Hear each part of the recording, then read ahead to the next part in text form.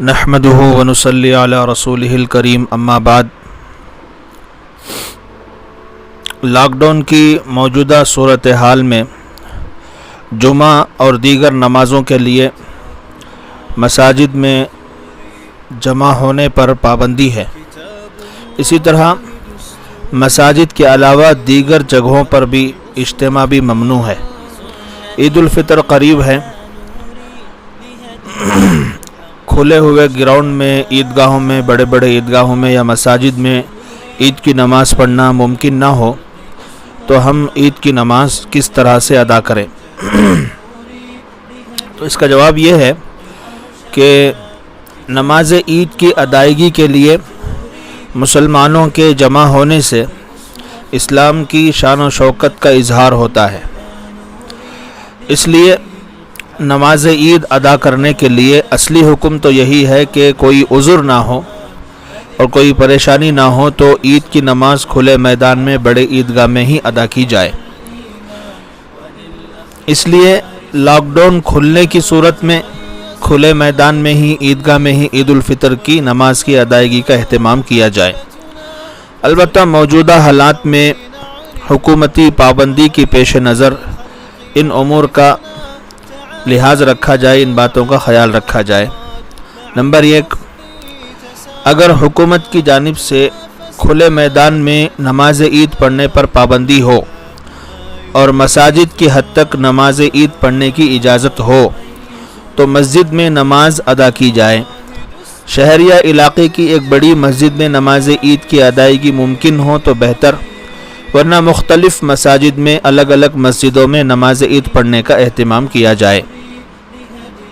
Number 2، اگر حکومت کی جانب سے مساجد میں بھی اجتماعات پر پابندی ہو تو نماز عید گھروں میں ادا کی جائے۔ چنانچہ محلے کے چند افراد ایک گھر میں جمع ہو کر عید کی نماز ادا کر سکتے ہیں۔ نمبر 3، اگر حکومت کی جانب سے گھر کے افراد کے علاوہ باقی باہر کے افراد کا اس گھر میں جمع ہونا ممنوع ہو اور ممکن نہ ہو تو باقی لوگ اس جماعت میں شرکت نہ کریں بلکہ گھر کے افراد ہی نماز ادا کر لیں۔ نماز جمعہ کی ادائیگی کے لیے امام کے علاوہ 3 افراد کا ہونا ضروری ہے۔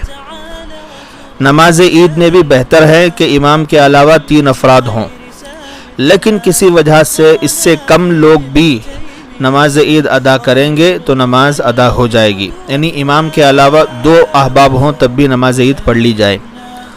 نمبر 4، خواتین کے لیے، عورتوں کے لیے نماز عید کی ادائیگی کے لیے گھر سے باہر جانا مناسب نہیں ہے۔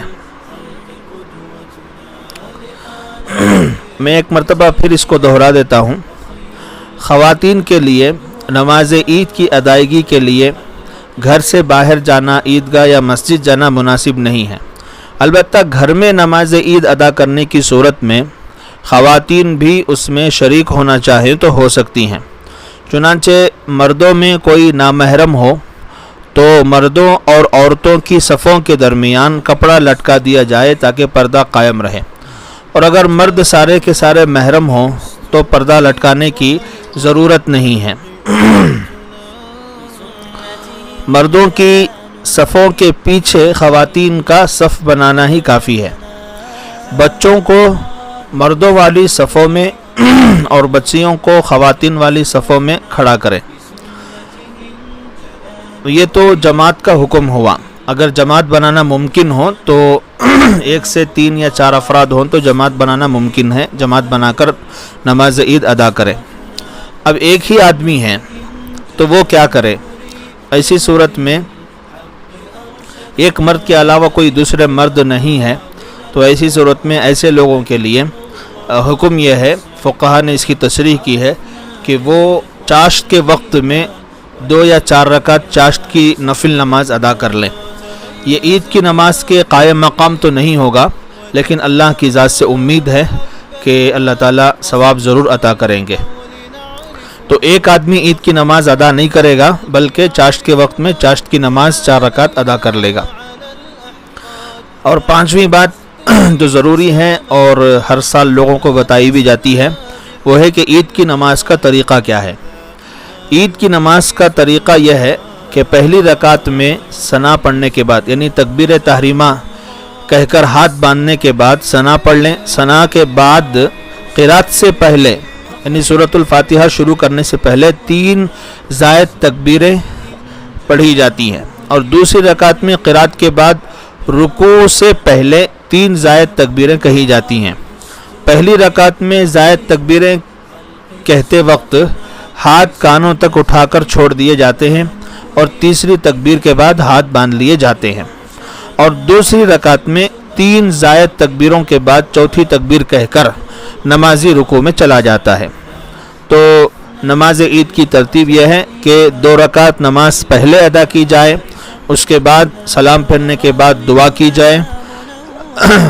مسنون تو یہ ہے کہ ہر آدمی اپنی اپنی دعا کرے، لیکن حالات کے پیش نظر اگر اجتماعی دعا ہو تو بھی کوئی مذائقہ نہیں ہے۔ اور اس کے بعد خطبہ دیا جائے، اور خطبے بالکل مختصر ہونے چاہیے۔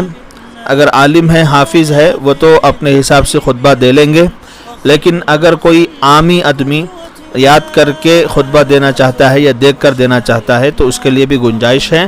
چھوٹے سے چھوٹے خطبے بہت مشہور بھی ہیں اور واٹس ایپ پر پھیلے ہوئے بھی ہیں، کہیں سے بھی چھوٹے خطبے جو ہے حاصل کریں، اس کو یاد کر کے زیادہ سے زیادہ یاد کر کے خطبہ پڑھنے کی کوشش کریں۔ اگر یاد نہیں ہوتا ہے تو کم سے کم دیکھ کر ہی خطبہ پڑھ لیں، تو خطبے کے بعد نماز ختم ہو جاتی ہے۔ وخير الخلق قدوتنا